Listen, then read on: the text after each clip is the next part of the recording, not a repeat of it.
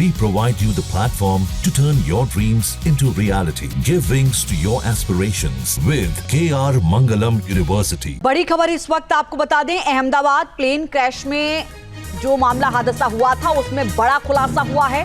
Fuel switch बंद होने से यह हादसा हुआ था। जो रिपोर्ट सामने आई है उसमें यह बताया गया है। शुरुआती जांच में विमान में कोई खराबी नहीं पाई गई है।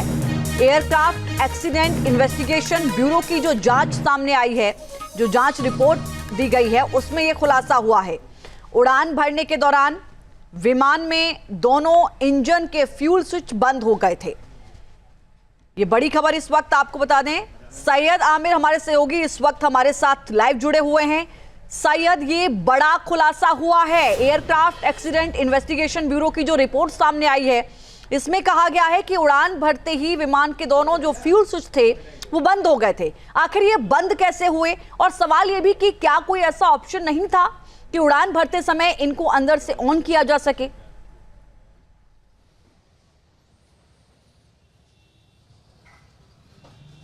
देखिए, मैं बता दूं आपको कि ये 15 पन्ने की जो रिपोर्ट है उससे बहुत बड़े खुलासे इसमें हुए हैं कि आखिर एक्सीडेंट हुए कैसे थे। श्रृंखलाबद्ध तरीके से रिपोर्ट में बताया गया है कि सबसे पहले N1 N2 यानी N1 इंजन और N2 इंजन जो है उसमें जो फ्यूल की सप्लाई होती थी वो पूरी तरीके से रन टू कट ऑफ चली गई।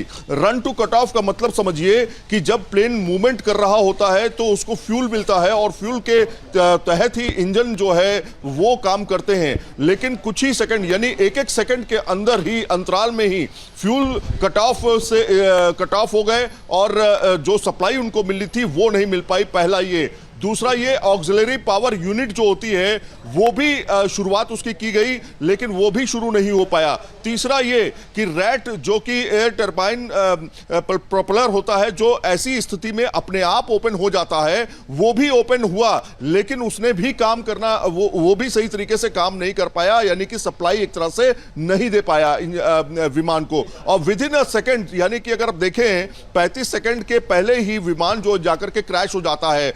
जो रिकॉर्ड मिला है इसमें बातचीत का, उसमें साफ तौर पे ये सामने आया है, वॉइस रिकॉर्डर जो मिला है उसमें कहा गया है रिपोर्ट के अनुसार कि क्या एक पायलट दूसरे पायलट से कह रहा है कि क्या तुमने फ्यूल सप्लाई के लिए इंजन बंद किया है, ऐसी बात सामने आई। तो दूसरे ने कहा नहीं, मैंने इंजन बंद नहीं किया है।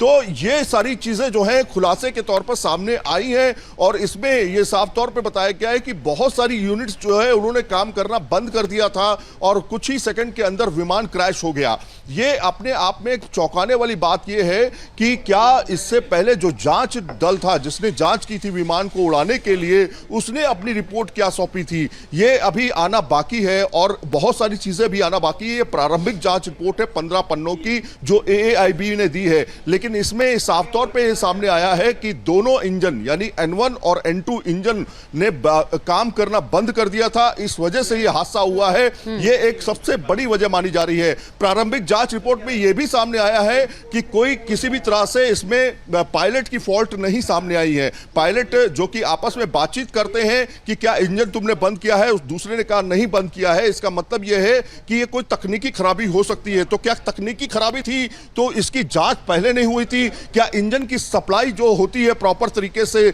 जब इंजन को सप्लाई मिलती है वो प्रॉपर तरीके से उसको नहीं मिल रही थी उस समय पहले, जब उड़ान से पहले, क्या ये सब जांच में सामने नहीं आया था? ऐसे तमाम सवाल अब खड़े होते हैं इस रिपोर्ट के आने के बाद। तो आप समझिए कि कुछ ही सेकंड के अंदर जब विमान क्रैश हुआ उसमें तमाम इन्वेस्टिगेशन टीम्स ने वहां पर जांच की, जांच दल वहां पे भेजे और तमाम चीजें अभी सामने आनी बाकी हैं। हालांकि सीक्वेंस वाइज सीक्वेंस जो है चीजें सामने आनी बाकी हैं, लेकिन जो प्रारंभिक जांच रिपोर्ट है वो साफ तौर पे ये बताती है कि इंजन जो है जिससे थ्रस्ट मिलता है विमान को ऊपर जाने का, जिससे थ्रस्ट मिलता है तेज रफ्तार में उड़ने का, वो उसको नहीं मिल पाया, जिसकी वजह से आप देखेंगे कि 35 सेकंड के अंदर ही दोनों इंजन बंद हो जाते हैं और प्लेन जो है पत्ते की तरह नीचे गिर जाता है। तो अभी फिलहाल ये प्रारंभिक रिपोर्ट है जिसमें बहुत सारी बातें लगभग सामने आ चुकी हैं, जिसमें साफ तौर पे सामने आया कि ऑक्सिलरी पावर यूनिट ने काम नहीं किया, रैट ने काम नहीं किया। आपको मालूम होगा कि जब आपातकालीन स्थिति होती है, जब सप्लाई बंद हो जाती है पूरी तरीके से विमान के अंदर,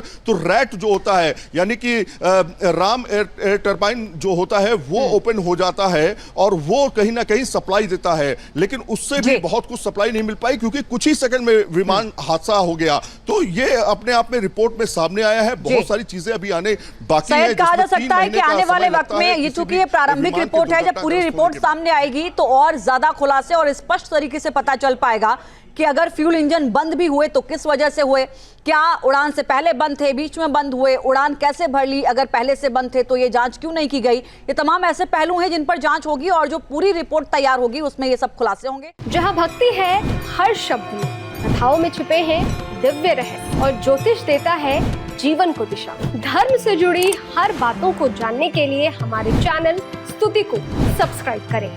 चैनल पर जाने के लिए इस लिंक पर क्लिक करें।